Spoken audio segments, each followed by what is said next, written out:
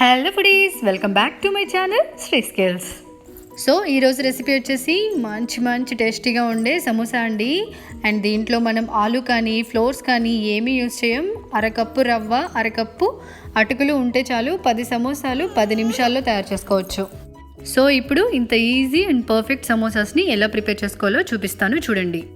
ఇప్పుడు దీనికోసం ఒక బౌల్ తీసుకొని అందులో 1 కప్ బొంబాయి రవ్వ వేసుకొని తగినంత సాల్ట్ వేసుకొని 1 టేబుల్ స్పూన్ గీ కూడా వేసుకొని బాగా చేత్తో కలిసిపోయేలాగా మిక్స్ చేసుకోండి. ఇప్పుడు కొంచెం వాటర్ కలుపుకుంటూ పిండి ముద్దలాగా చేసుకోవాలి. సో ఈ పిండి అనేది మరీ లూజ్గా కలపొద్దు, మరీ హార్డ్గా కలపొద్దు, మీడియం సాఫ్ట్గా ఉండేలాగా చూసుకోండి. అలాగే ఈ డోని మనం 2 to 3 మినిట్స్ బాగా చేత్తో నీట్ చేసుకోవాలి.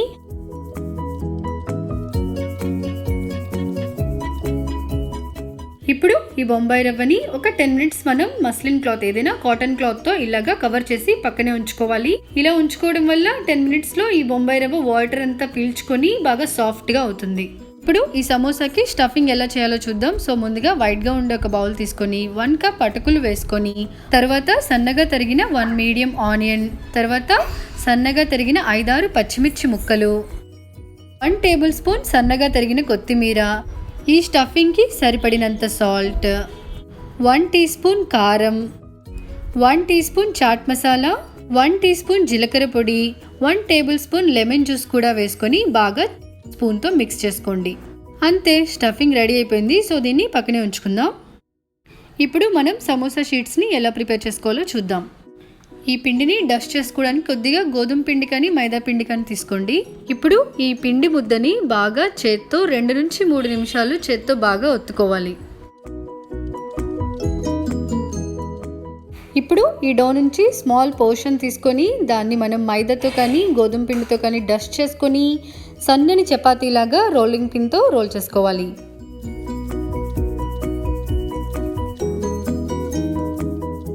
ఇలా రౌండ్ షేప్లో చేసుకొని దాన్ని హాఫ్కి కట్ చేసుకోవాలి.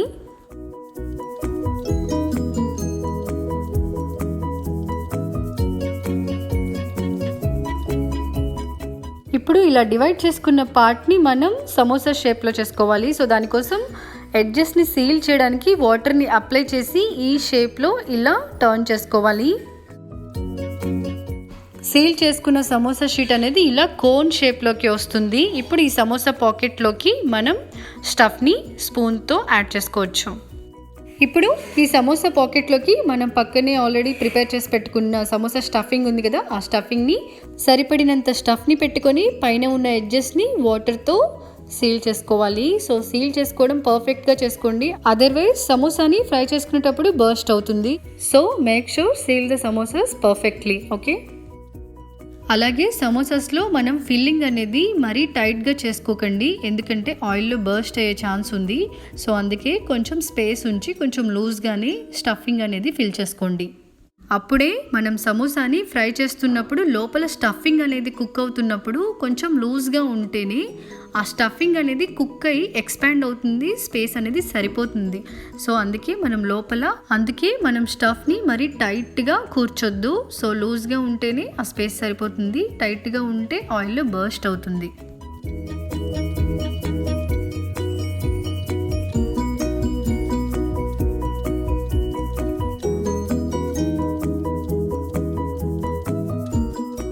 సో ఈ విధంగా ఈ మెషర్మెంట్తో నేను 10 వరకు మినీ సమోసాస్ని, ఒక 7 వరకు మీడియం సమోసాస్ని ప్రిపేర్ చేసుకోగలిగాను. సో ఇప్పుడు ఈ సమోసాస్ని ఫ్రై చేసుకోవడానికి ఆయిల్ మరీ హై హీట్లో ఉండొద్దు, మీడియం హీట్లో ఉంటే సరిపోతుంది. సో వీటిని మీడియం హీట్లో ఫ్రై చేసుకోవాలి, లేకపోతే పైనంతా కుక్ అవుతుంది కానీ లోపలంతా కుక్ అవ్వదు. సో ఈ సమోసాస్ని గోల్డెన్ కలర్ వచ్చే వరకు, క్రిస్పీ అయ్యేంత వరకు ఫ్రై చేసుకోవాలి. సో రిమైనింగ్ సమోసాస్ని కూడా ఇలాగే సిమిలర్ వేలో ఫ్రై చేసుకోవాలి.